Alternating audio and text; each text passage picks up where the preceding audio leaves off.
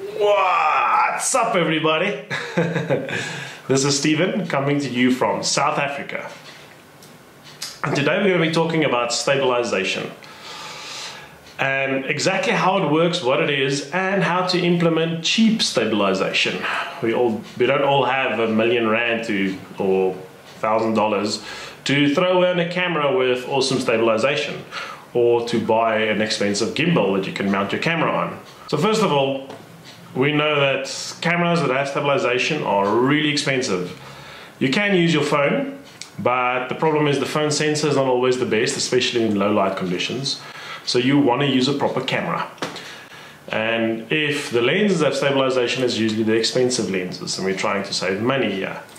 So I've recently been using a technique that actually works really well. And I've sort of discovered it by actually taking shortcuts. And I got down to the bottom of it, and I want to explain to you guys how it works. The number one thing you need to know about stabilization is that stabilization is not the camera moving up, down, left, right, in and out. Stabilization is purely rotation. So if you want to stabilize your image, you need to fight rotation. That's the key. And if you know that, then it actually becomes very easy to understand how to stabilize your camera properly. Some of the movie cameras that are out there are very heavy and bulky cameras. And a lot of the movie producers will tell you that because the camera is heavy, it's more stable. Which would actually seem wrong because it's heavier, so you struggle to move it. You need more muscle to throw it around. So you would think it actually has the opposite effect. But if it comes to rotation, something that's bigger and heavier rotates more difficult. So at the end of the day, what we need to do, whatever camera you have, if you have a phone, doesn't matter, you just need to find a way to make it bigger and possibly heavier. It's not just the weight. You can do anything to try and counteract rotation. Obviously, if you think of no rotation, there are this is a 3D world that we live in, so there's basically three ways to rotate. That's your different axes if you look at 3D space. First of all, you have your, like this would be your x-axis, so it's rotation up and down. Then you basically have your y-axis, which is left and right. And then you have your z-axis, which usually goes in and out of the screen, or forwards and backwards, and then has rotation like this. So there's three types of rotations that you need to counter, and that's how you make your image stable. Strangely enough, if you take your camera, especially if you're in a standing position, and it moves up, down, left, right, forwards and backwards, the image doesn't actually appear shaky. It only appears shaky if the camera rotates. Because as soon as it rotates, the whole image would move up, down, left, right quite drastically. And that's when you pick up the shakiness in an image. So if you only counteract rotation, you suddenly have a very stable image. How do you basically look at each and every one of those axes and make sure that you don't rotate around them? So what you can do to fight that is make your camera bigger. The more far out your weights are, the more difficult it is going to be for that weight to go up and down and to move around. Whether it's like this, whether it's like that, the only thing is you need to at least have weights in a two-dimensional space.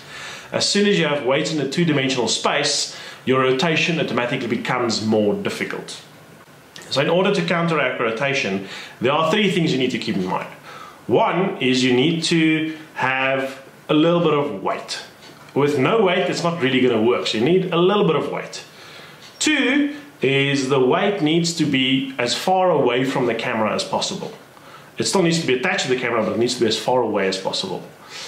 The third thing is you need weight in at least 2 dimensions. So that will counteract all the types of rotation that you can get. If you have 2 weights next to your camera, it will make it very difficult for your camera to roll. So it would basically mean for your camera to shake like this. This weight needs to go up and down fast, and this one needs to go up and down fast. But if there is weight, it will stop that rotation from happening. It will just put a little bit of brake on it. The other rotation it will also fight is your left and your right rotation.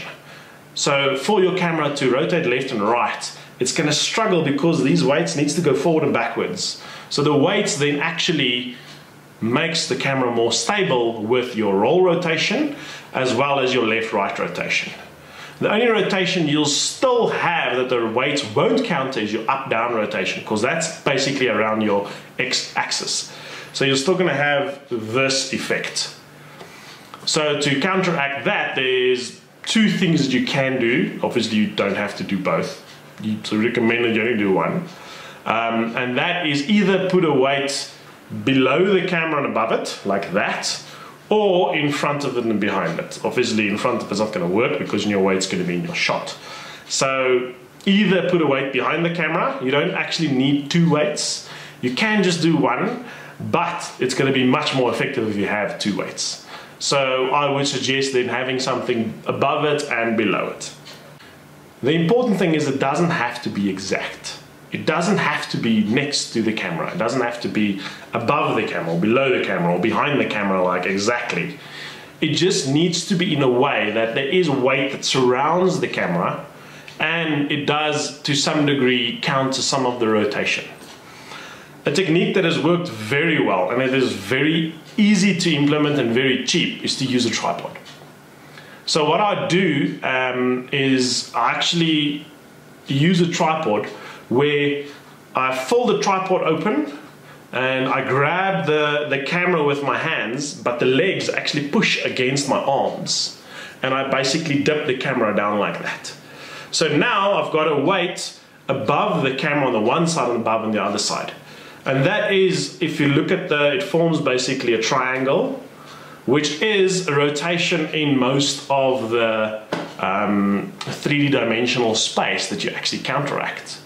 And that makes it very easy to stabilize a camera. If you want to do vlog cams where you walk around and you actually hold the camera in front of you, you can actually stabilize that shot by simply putting your camera on a tripod, but you have to spread the legs out as far as possible. Because the camera technically hangs on the tripod, it's going to be difficult for the camera to move up and down. The only thing now that you're going to have to counter for is your left and your right rotation. But if the legs of the tripod is open, it's going to make it more difficult for the camera to shake like that. The only other rotation obviously is your left and right and forwards and backwards, but because your camera is technically, the tripod is hanging on the camera, that will not happen. You're basically adding a massive weight below the camera. And like I say, the further the weight is, the better. Or the heavier the weight is, the better. If I pick this up, I can walk forwards and backwards and the image is fairly stable. I don't have to, it doesn't rotate, it's not small jerks that the camera has. I don't want to move too far away from the light source, and the space is a little bit confined, so I can't exactly run with this, but I would like to try. But you can see I'm walking forwards and backwards now, and I would just like to take note that this camera does not have any form of image stabilization. This is a fixed lens, and the lens also doesn't have any form of stabilization because it's a cheap lens. Just as a demonstration, what I do is I collapse the little, I don't know what you call this, but this, let me demonstrate this. I collapse it all the way and lock it. Remember, this is very important, you have to lock everything once you're done. I lift this all the way, wait, let's lock it right, this way. I lift it all the way up so that because you want to mount your camera here facing upwards, you'll see now why. Then my tripod, for some reason, two of the legs have got grips here. I don't know, maybe that's why they have grips there. So what I do is I collapse the one leg, but the others stay open. And then I can hold the tripod like this. So now you'll see I can actually push this against my chest if I need that extra bit of stabilization. And the camera is now mounted here, showing forward. I would suggest just leave the legs extended You can, it actually creates that extra bit of space and separation from the camera, so the weight is further away. I don't know, if you really want to, you can even hang some weights on there. And then you basically just hold the camera like this, and then you can move forward and backwards. And this will create a lot of stabilization. Very important is to always make sure that your hands are as close to the camera as possible. So you want the rotation point of, or the central point of any rotation to technically be the camera. If you stand too far away like this, the camera might go up and down, and then it gets a weird wavy motion, which doesn't really work that well. So you want to hold your hands against the camera. Remember, the camera is sitting here facing forward. And then you can do all sorts of funny movements. You can move back, you can move forward, you can even walk around subjects and capture them in a rotation fashion. So now I'm going to show you a couple of shots that I've done using exactly that technique. And you can clearly see that it definitely adds a lot of stabilization. What you can also do, if you have something like Adobe Premiere or any kind of video stabilization software, you can also then afterwards add that into the video stabilization software. The nice thing now is that you don't have to do a lot of post-processing stabilization. And if you do, you can actually set your margins and your cropping to very low amounts because there isn't a lot of shake.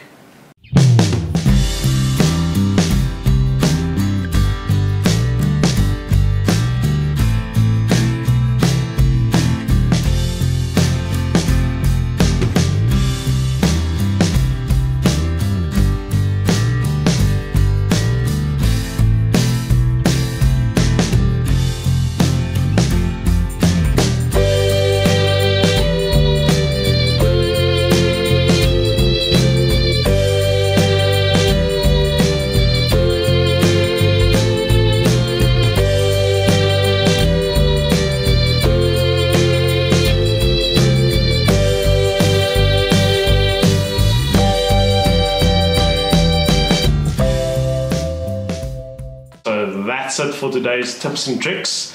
Let me know what you guys think. Let me also know what ideas you use to add some stabilization into your shots. By the way, these techniques could also be used for taking photos if you are taking photos in a very low light environment. Till next time, remember to subscribe if you haven't already done so. In the next episode, I'm going to be talking about color, what is color, how the human eye perceives color, how to use it in Photoshop, in videography, how to create contrast, even how to use it in coding if you want to develop games, if you want to edit your photos, whatever. I'll go in depth about color. It might even be a 2 or 3 episode tutorial, lesson, whatever you want to call it. There's going to be a lot of info coming about color. So stay tuned. This is Steven coming to you from South Africa. Vlog number unos.